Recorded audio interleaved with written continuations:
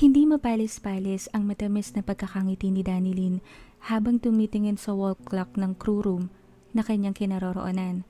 First time niya mag-summer job at isa sa pinakasikat pang fast food chain. Excited na siyang sumalang sa duty nilang 8 oras din ang gugugulin. Napatingin siya kay Ines na kasabay niyang papasok sa araw na iyon. Silang dalawa lang ang nakapasa at pinalad na makuha ang summer job na ito.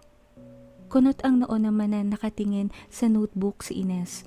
Gumagalaw-galaw ang mga labi, nakakabisa ng 7 key steps. Isa sa dapat i-memorize. Sa counter kasi ito natoka. Si Danilyn naman sa kitchen, sa pagpiprito ng mga manok. May itsura kasi si Ines, pang display.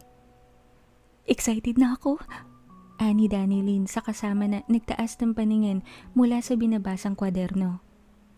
Kinakabahan naman ako. Mahina nitong sabi bago napatingin sa labas ng crew room. Halata sa mukha na bahagya nga talagang ninenervyos. Ano ka ba naman? Kaya natin to. Nakapasa nga tayo di ba? Kahit may mat yung test. Pigilan mong nervyosin, hinga ng malalim at ibuga mo. Payo nagdalaga sa bagong kaibigan. Tumangutango naman si Ines. Sininod ang kanyang sinabi. Saglit na patitig si Danilyn sa mukha ni Ines. Hindi niya maiwasang humanga sa kasing edad na dalaga. May taas kasi ito, may katawan at kapag humingiti, may nag-iisang biloy sa kanang pisngi. Nahahawig kay Kristen Reyes, na isa sa pantasya ngayon ng bayan. Pagkasama niya itong pumapasok sa station patungo sa crew room, halos maganda haba ang leeg ng mga lalaking crew at naiirita naman sa Ines ang mga kabaro ni Eva. Ngunit sa panig ni Danilyn, hindi naman siya naiinis o nai-insecure sa kagandahan ni Ines. Siguro dahil mabait naman talaga ito at mahiyain. Hindi yung mga tipo ng babaeng kapag maganda, alam na maganda sila at lalong nagmamaganda na nakakainis na. Si Ines ay hindi ganon. Tara na! Yaya ni Ines kay Danilyn na tumango at muling sinilip ang muka sa salamin bago nagmarcha na ang dalawa patungo sa kani-kanilang station. Sinalubong sila ng isang manager na babae. Si Ines ang inalalayan nito, nilagin sa POS sa counter. Si Danilyn naman ay inalalayan ng isang head crew sa prying station. Tuluyang kinuha ang atensyon ng dalawa ng kani-kanilang mga trabaho. Linggo pa naman noon at maraming tao. Si Ines ang nahirapan sapagkat bukod sa pagpe-prepare ng mga pagkain, nakaasikaso pa ito ng ilang kulang na utensil sa counter. Humaharap sa tao. Yun naman kasi talaga ang katungkulan ng counter. Kung tutuusin, yun nga lang at dahil bago, sadyang pinapahirapan ang dalaga ng mga kasamang nasa counter din. Imbes na tulungan, mag-refill ng lid ng baso, ng mga baso, kutsara at plastic spoon and fork at ilang paper box na gagamitin. Kinukonsensya nila ang baguhang dalaga na tungkulin na raw nito iyon dahil bago siya. Hindi na lang nakaimik si Ines. Mahaba ang kanyang pasensya. Kailangan niya ng trabaho. Sa susunod na pasukan magtatapos na siya ng high school. At pinal na sinabi ng tiyahin niyang wala na itong ipampapaaral sa kanya. Kaya kung nais nitong makatapos ay gumalaw siya. Ulila na ang dalaga. Nakikitira sa tiyahin na may 4 na anak na bata pa kay Ines ang edad. Ang dalagita ang nagpalaki roon, ang nagbabantay. Kapalit ng pagpapaaral sa kanya ng tiyahin at pagpapatira na rin. Nang makapag-aral na rin ang mga pinsan at kaya nang mag-asikaso ng sarili, hayagang sinabi ng kanyang tiya na hindi na siya kailangan. Kung maaari nga lang na sabihin nitong lumayas na siya, ay sasabihin nito. Malaki na raw ang gastos nito at lumalaki na ang kanyang mga pinsan. Sa lahat ng ito, tahimik lang si Ines. Total naman malapit na siyang mag-18 sa susunod na taon pagtapos niya sa high school. Tuluyan na siyang bubukod. Maigi na lamang at nakapasok siya sa summer job na ito. Hindi na niya kailangang limusin sa tiyahin ang pambili ng notebook sa susunod na pasukan. Maganda, mapagtiis, matyaga at mabuting tao si Ines. Ilang katangian na mahirap matagpuan sa isang tao madalas. Mag-break ka muna. Kalabit ng manager kay Ines na abala sa pagre-refill ng tissue. Tumango ang dalaga. tinapos ang ginagawa bago tumungo sa counter kung saan nag-aantay na ang manager na babae. Nilag out siya nito sa POS. Binuksan ng kaha at hinatak ang pinakalagayan ng pera o yung tinatawag nilang cashier drawer. Natatanggal pala iyon sa isip ni Ines bago ay inutusan ang dalaga na kumuha ng tray, tinakip sa cashier drawer at inilagay sa pinakailalim ng counter kung saan sahig na tiles na. Napakunot noo si Ines.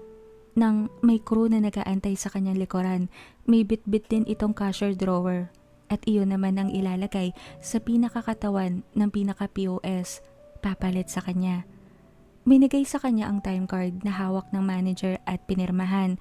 Sinabing may 30 minutes siyang break time bago inutos na sa crew room na siya tumambay. Saglit na patingin si Ines sa cashier drawer na nasa sahig sa pinakailalim ng stainless na cabinet. Andun lang yung pera, madali lang galawin. At pera iyon. Okay lang ba yan dyan, ma'am? Baka kasi masipa-sipa, hindi kaya? Mahinahon na tanong ni Ines na kinataas naman ang kilay ng manager ng babae. Kino-question mo ang gawain dito? Sino ka ba? Tanong nito sa pinamulahang pisngi na dalaga. Kung tutuusin, parang iyon na din ang nais niyang sabihin. Oo nga't mali, ngunit may point naman talaga ang dalaga sa tinanong. Madali lang kasi talagang angatin ang nakatakip na tray doon at kumuha ng pera. Madami sila roon. Malay ba niya? Kilos, huwag kang tumambay dyan, madaming tao. Anang manager pa. Napasulyap muli si Ines sa cashier drawer bago tumalikod. Grabe kanina, Nes. Hataw, ang dami kong pinrito. Nagutom nga ako eh. Ani Danilin na panay ang subo ng spaghetti na pamerienda sa kanila sa unang 3 araw ng manager. Nang hindi umimik si Ines ay nilingan niya ang kaibigan na sa spaghetti nakatingin. Halatang walang ganang kumain. Oh, bakit? Tanong ni Danilin. Wala. Wala, na bigla lang ata ako. Ang dami kasing pinapagawa sa akin. Sagot naman ng dalaga na sinara na ang spaghetti box at pinlastik, nilagay sa bag at uminom ng tubig. Hindi siya makali. Panay isip niya sa cashier drawer na nasa ilalim lang at nakatakip ng tray. Hindi na siya bago sa pagkakaha. Nakapasok na siya dati na tindera at maingat siya partikular sa perang hindi kanya. Lalo at maaari siyang madamay kung ma-short o kulang iyon. Naranasan niya na kasing magkaroon ng kasamang malikot ang kamay sa isang bigasan na napasukan niya. Malakas makapandamay sa kapwa, lalo at hindi umaamin. 3 sila noon na babaeng kahera at kung hindi pa pinainan ng amo nila, hindi malalaman na isa sa kanilang kasama ang nanguumit ng pera sa kaha. Bagamat napalayas ang malikot na kamay, nakakatroma pa rin ang ganoong kasama. Pati kasi yung mga walang kasalanan na pag-iisipan ng hindi maganda. Oops, time out na. Ano, ready ka na?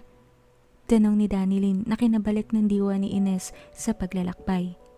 Mabilis silang nag-ayos ng mga uniform na saglit na gusot sa pagkakasalampak sa sahig ng crew room.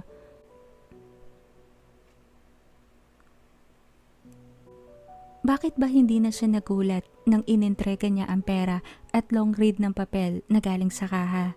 7,600 ang bentang sinasaad ng long read na resibo. Ngunit 7,201 lang ang perang na i-denomination niya. Short sa madaling sabi. Sa company na iyon, short o over, kailangang gawa ng incident report. At syempre, papayaran. Ganyan talaga sa una, masyashort ka talaga.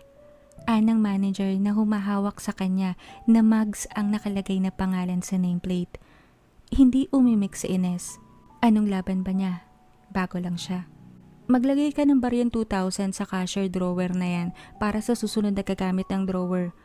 Sabi ng isa pang manager na babae naman na nasa loob ng munting office. Walang imik na sumunod na lang si Ines. Oh, huwag ka na sumimangot dyan. Lahat talaga ng cashier na short lalo na kapag unang araw mo pa lang. Nakataas ang kilay na sabi ni Mags na nagkukompute ng kung ano sa monitor. Muli, hindi umimik si Ines. Tahimik lang na ginawa ang lahat ng inuutos ng mga manager. Nagkaigo ka na ba? Tanong pa ni Mags na sinagot ni Ines ng oo, na ang ibig sabihin ay clean as you go. Nang matapos sa ginagawa, nagpaalam na si Ines. Isara daw ang pinto, habol pa nito sa kanya na sinunod niya ulit. Gandara Park? Wika ng manager na Lisel ang pangalan. Narinig iyon ni Ines nang masara niya ang pinto. Anong Gandara Park? Adelentada ka mo. Komento naman ng Mags na narinig pa rin ni Ines. Kumunot ang kanyang noo. Naulingan pa niya na nag-uusap ang dalawa tungkol sa pagpuna niya raw sa cashier drawer na may tray. Halatang asar na asar sa kanya si Mamags, ngunit ang manager na si Lisel ay hindi naman kumibo. Huwag siyang mapapel. Baka wala siyang sahurin sa watch ko. Nagmamalaking wika pa ng manager na si Mags na kinabuntong hininga ni Ines. Tumalikod na ng tuluyan ang dalaga at lumapit kay Danilyn na kinakawayan na siya. Sabay na daw silang umuwi. Iisa ang oras kasi ng kanilang duty. Wala pa akong cellphone eh. Ani Ines kay Danilyn habang naglalakad sila palayo sa fast food. Okay lang. Basta nasa sayo na yung number ko. Mag-text ka na lang kapag may kailangan ka ha. Hanggang June pa tayo magkakasama sa work natin. Ani to pa. Pero nag-iipon na rin ako. Kailangan din kasi talaga sa trabaho. Ani Ines naman na halatang may iba pa ring iniisip.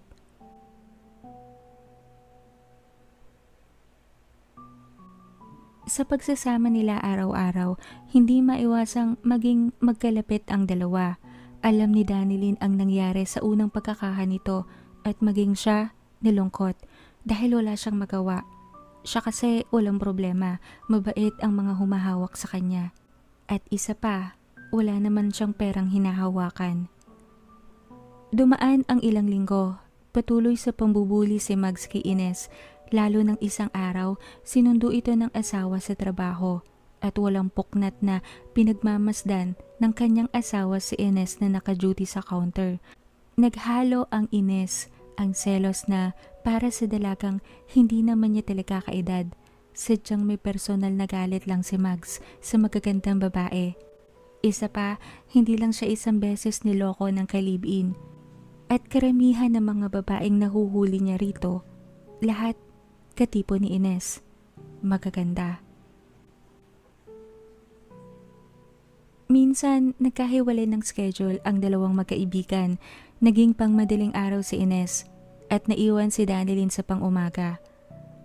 Pag madaling araw, natural talaga na minsan patay ang oras dahil tulog na ang mga tao. May pailan-ilan na delivery lang ang order. Isang madaling araw, nakailang hikab na si Ines sa counter kung ano-ano na ang ginawa niya. Tumalon-talon pa siya upang supilin ang umaagaw na antok, ngunit mayat maya napapapikit ang dalaga. Pinasya niya na kumuha ng map at maglampaso ng sahig. Total naman, 3 naman silang nasa counter ng mga oras na iyon. Ang dalawa, kanya-kanya rin ang ginagawa upang mapaglabanan ang antok na dumadapo sa kanila. Pabalik na si Ines sa counter matapos ibalik ang map sa pinagkuhaan nang maagaw ng kanyang atensyon ang isang matandang babae na paparating. Tingin niya lagpas na ata sa 60 ang pumasok na matanda. Disente ang pananamit nito. Kulay rosas na blusang maluwag na tinernohan ng paldang kulay itim. Nakaikot sa pagkakabola ang buhok.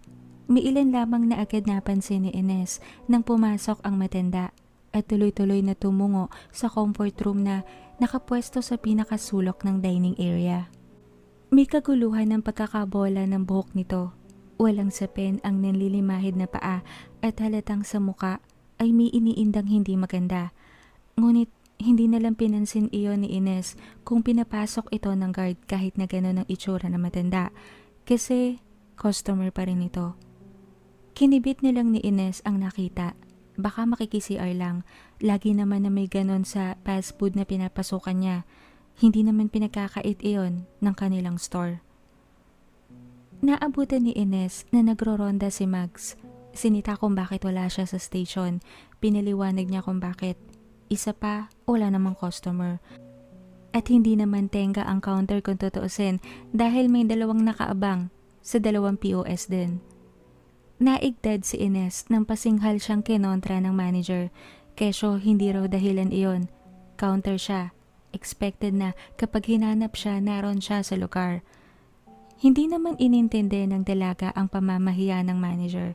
Alam niyang day 1 pa lang ng duty niya, hindi na siya nito gusto. Ngunit hindi ang pagsusungit nito sa kanya ang iintindihin niya. Naroon siya para sa trabaho. Pigil si Ines na mailing nang tinayuan pa siya sa tabi ni Manager Mags. At kahit may customer na lumapit at kinukuha niya ang order, panay pa rin ang talak nito sa kanya. Kesyo daw, hindi daw niya nagamit ng sunod-sunod ang 7 key steps at kung ano-ano pa. Napapatingin na nga ang customer na kinakausap niya sa kanyang manager na tila walang kiber na panay pa ang pagpapahiya sa kanya. Ngunit hindi na lang pinansin ni Ines iyon. Tapos si Mag sa pag-aaral. Siya, mag-iika-4 na taon pa lang sa sekundarya sa susunod na pasukan, ngunit sa nakikita ngayon ng customer, parang mas may respeto at mas may delikadesa pa ang crew kesa sa nakakataas na manager nito. Nakaupo na lahat-lahat ang customer, hindi pa rin tapos si Mag salita niya nito. Baliwalang nagpunas na lang si Ines ng counter. Alam mo Ines, ang dami kong nagawang mistakes dati at isa ka doon. Anito pa na hindi pa rin pinapansin ng dalaga. Sana lang talaga hindi siya ma-short ngayon. Hindi na kasi naulit na magkulang ang pera niya sa kaha sapagkat may kaibigan si Danilyn na malapit ang station sa Warmer.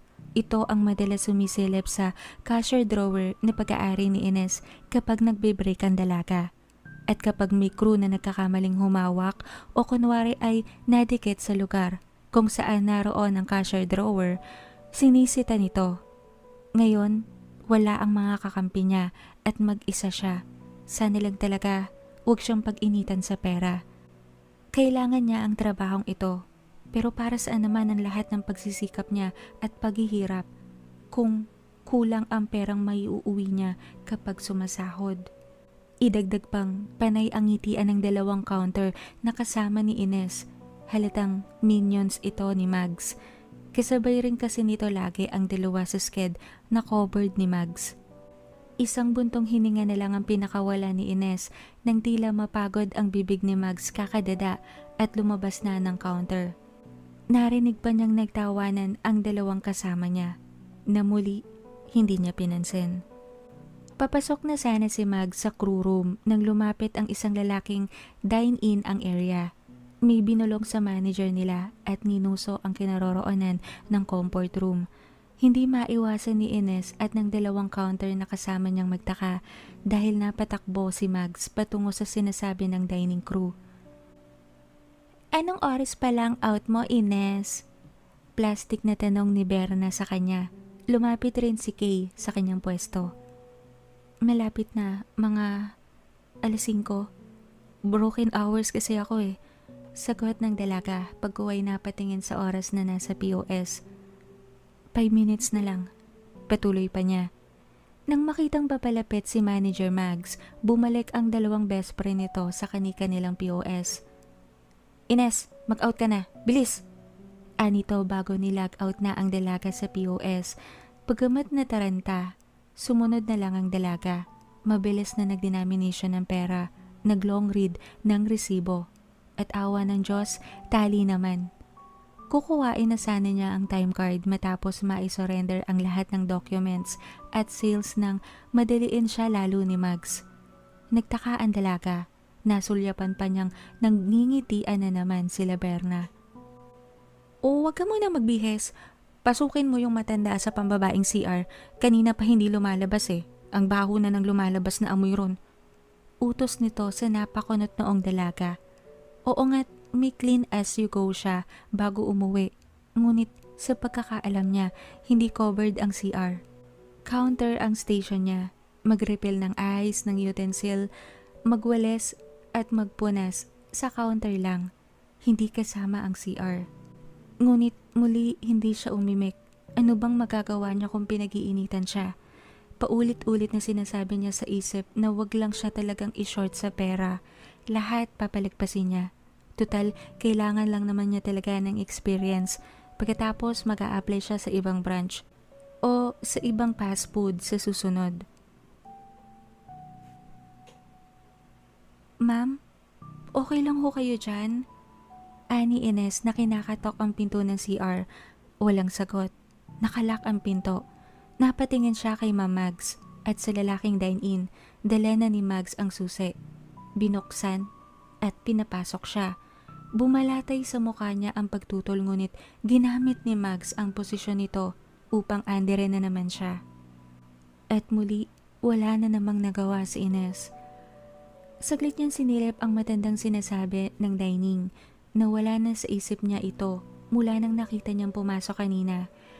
Nakayup-yup ito sa sulok ng CR, tabi ng toilet bowl, sabog na ang buhok at panay hingal. Ngunit umangat ang isang kamay nito, minumuwestrang lumapit siya. Napatakip ng ilong at bibig si Ines, lalong sumangsang ang amoy na alam niyang galing sa matanda. Parang amoy burak, amoy nabubulok na laman. Ilang beses niyang tinanong ang matanda ngunit hindi ito nagsasalita, panay lang ang muestra ng kamay nitong lumapit siya. Nang magtaas ito ng mata dahil hindi siya kumikilos sa kinatatayuan, nang lamig ang kanyang katawan, nang makitang nagpapaga ang mga mata nito. At napakaraming itim na tila ugat na gumuguhit sa maputla nitong muka. Anong nangyari? Tanong ni Mags mula sa labas. Sinabi niya ang nakikita na kinatahimik ng dalawa. Mags, tumawag na ho tayo ng ambulansya, baka inaatake si ma'am. Aniya sa manager na sumilip sa siwang ng pinto. Shit! Ano yan? Pasigaw na sabi ni Mags na kinabalik ni Ines sa pwesto ng matanda. Pagkapang itong umuusad patungo kay Ines. Naglalaway ito. Kulay itim ang likidong tumutulo sa bawat gilid ng bibig. Tarantang kinapa ni Ines ang doorknob, hindi maialis ang mata sa matandang papalapit sa kanya. Ngunit si Mags, imbes na palabasin siya, hinatak nito pasara ang pinto. Nilak siya sa loob bago sinabing tawagin ng guard. Humiyaw si Ines sa loob, ngunit saglit lang. Nang lumapit ang guard, saka lang nabuksan ni Mags ang pinto. Nang buksan nila, nakita nilang nasa sulok si Ines. Naglalaki ang mga mata at tulala sa matandang nakahandusay malapit rito. Dilat ang mga mata ng matanda. Wala ng buhay. Bakit mo naman ginanon, Mags? May Ines na kastigo ng bagong dating na manager kay Mags na nasa loob ng crew room.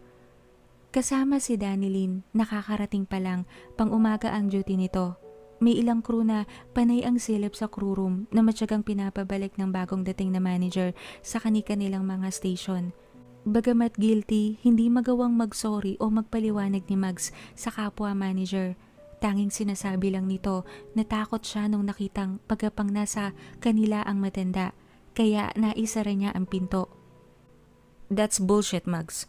Iritadong wika na ng kapwa manager na nakatingin kay Ines na tulala pa ring nakaupo sa isang tabi. Tumutulo ang luha sa bawat mata. Danilyn, okay lang bang ihatid mo si Ines sa kanila tapos bumalik ka? Take your time. Ikaw lang kasi ang kilala niya rito at alam ang bahay niya. I'm so sorry. Anang manager na kinatango lang ni Danilyn. Sinamahan niyang magbihis ang dalaga sa loob ng CR na para sa mga crew. Ang manager na bagong dating pa nga ang nagbigay ng pamasahe pa uwi. Si Mags tuloy-tuloy sa manager's room at nagkulong roon. Naihatid naman si Ines, bagamat nagtaka sa pagkakatulala ng tiyahin nito at pinaliwanag naman ni Danilyn, halatang hindi ito interesado o concerned sa pamangkin. Sa halip, bago pa sila iwan sa kusina dahil sa sala raw natutulog si Ines, walang sariling kwarto. Sinabi pa sa dalagang tulala na magluto bago magtanghalian. Kung hindi lang talaga may duty pa si Danilyn, hindi niya iiwan ang tila wala pa rin sa sariling si Ines. Awang-awa siya sa bagong kaibigan. Hindi akalaing ganoon kalala ang kalagayan nito sa bahay. Tapos nabubuli pa sa trabaho ni Max. Aba, ano senyorita? Hindi ka talaga gagalaw dyan? Ni hindi ka pa nga kumikita sa trabaho mo? Tamad ka na agad sa bahay? Nakapamewang na pagbubunga nga ng tiyahin ni Ines na tila hindi naririnig ng dalagang sa labas ng pinto nakatingin. Mula nang ihatid siya ni Danilyn, hindi siya umalis sa pwesto. Paulit-ulit na tumatakbo ang nangyari sa kanya sa loob ng CR nung kinandado siya ni Max. Nang lingunin niya ang matandang babae, tila ba naging mabilis ang ginawa nitong pagapang sa kanya. Napahiyaw siya ng sapuhin ng kanyang panga. Sumakal naman sa leeg niya ang isa nitong kamay. Maduwal-duwal siya sa sangsang ng bunganga nitong itinapat sa kanyang muka. Nagsasalita ito ngunit hindi niya mawawaan bago sa pilitang ibinuka ang kanyang bibig. Humigpit ang pagkakasakal nito sa kanyang leeg kaya napilitan siyang umanga na sinabayan ng matanda. Kitang-kita niya ang pagsungaw ng itim na tila bolang mabalahibo. Tapos ang unang lumabas ay ang pinakaulo ng itim na sisiw. Kinampay nito ang basa at mumunting mga pakpak. Humuni pa ng mahina bago tila hanging naglaho. Napasigok siya nang maramdaman na may tila sumisiksik sa kanyang ngalangala. Akmang idadahak niya, ngunit maagap na tinakpan ng matandang babae ang kanyang bibig. Paulit-ulit itong sinasabi ang katagang, "Huwag, iha. Huwag mong iluluwa. Huwag mong iluluwa." Nanlabo ang kanyang mga mata nang makitang tuwirang nakatitig na ito sa kanya. Tila ba sinisilip nito sa loob ng kanyang balintataw ang kanyang kaluluwa. Bago ngingisi na susundan ng pagsikok, binulong pa ito na kinakalma niya at bago pa niya namalayan wala nang sumisiksik sa ngalangala niya. Ngunit may tila humuhukay naman na kung ano sa loob ng kanyang tiyan. Sakalang ito unti-unting nauupos. Napasubsob pa nga ang matanda sa kanyang kandungan na mabilis niyang pinalis. Lumayo siya rito. Nakita pa niyang tila humugot pa ito ng isang paghinga bago tuluyang binaling sa kawalan ang dilat ng mga mata. Iyon pala, patay na ito. Gusto niyang humiyaw ngunit hindi niya matagpuan ang boses. Tila siya lambot na lambot. Naituon na lamang niya ang mata sa kawalan. Siyang bukas naman ang pinto at saklolo sa kanya ng guard. Panay pa rin ang tungayaw ng tiyahin ni Ines ngunit walang sagot na naririnig sa dalaga. Ito na lang ang sumuko at iniwan siya sa pwestong kaninang 6:00 pa ng umaga niya kinaroroonan. Nagkulay kahil na ang langit nang tila wala sa sariling napatayo si Ines. Lumabas ng bahay, walang tuwirang direksyon na patuloy lang sa paglalakad palayo.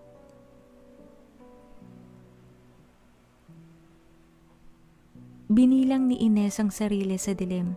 Walang galaw na nakatayo sa isang madilim na eskinita. May hinihintay. Alam niya, ilang sandali na lang mula ngayon, paparating na iyon. Samantala, busangot na kinuha ni Max ang cellphone sa shoulder bag. Panaylinga sa paligid. Hindi na naman siya nireplyan ng kalib-in niya na walang trabaho at malamang nauulol na naman sa paglalaro ng kabal sa computer shop. Iamot na pinindot niya ang speed dial habang mabibilis ang pagakbang upang malagpasan ang madilim na eskinitang patungo sa bahay na inuupahan nila ng kalib-in. Napataki pa sa ilong si Max sa tambak ng basurang nadaanan. Hello? Hello? Tang-ina ka talaga, no? Di mo talaga ako sinundoy, no? Puta ka talaga, no? Alam mong ang dilim-dilim dito? Batugan ka talaga? Repeke ng bunganga ni Max na padaan sa eskinitang kinatataguan na ni Ines. Napangiti ang dalaga sa dilim. Tamang-tama. Gutom na gutom siya ngayon. Hindi na naibalik ni Max ang cellphone sa bag sapagkat tila siya lumipad. humampa siya sa isang konkretong dingding ng isang apartment. Agad siyang nahilo, napapikit. Tapos ay tila ba siya lumipad. Namalaya na lang niyang nakahiga na siya sa lupa na bahagyang nasasapna ng damo. Isang bakanteng lote na walang malapit na bahay. Siya naroroon. Akmang babangon siya ngunit bumigat ang kanyang ulo. Ramdam niya ang pagkamanhid, tapos ang pagkirot ng nabugbog na katawan. Napabalikwas siya nang may humawak sa kanyang kanang braso. Bumaon sa kanyang palad ang tila matatalas na kutsilyong kapag inaangat ay nagiiwan ng walang kasing sakit na hapde at kirot. Malinaw niyang nakikita. Tanglaw ang liwanag ng buwan si Ines. Maganda pa rin ito ngunit tila napabayaan ng sarili. May samyu pati itong malensa. Napahiyaw si Mags nang ngat-ngati ni Ines ang kanyang mga daliri. Yumuyugyog ang mga balikat ni Ines habang tila gutom na nginangasab ang kanyang palad. Tila tumatawa ito, ngunit napagsasabay ang pagtawa at pagnguya. Binalak niyang bumangon, ngunit sinakyan siya sa tiyan ni Ines. Patuloy ang pagkain ng kanyang palad. Halos mapao siya kakasigaw, ngunit tila tuwang-tuwa lang ang dalagang patuloy siyang kinakain ng buhay. Walang silbi ang paghiyaw at paghingi ng tulong ni Mags sapagkat nadasalan na ni Ines ang paligid. Ang nais lang ng bagong yanggaw na dalaga, kainin siya ng buhay.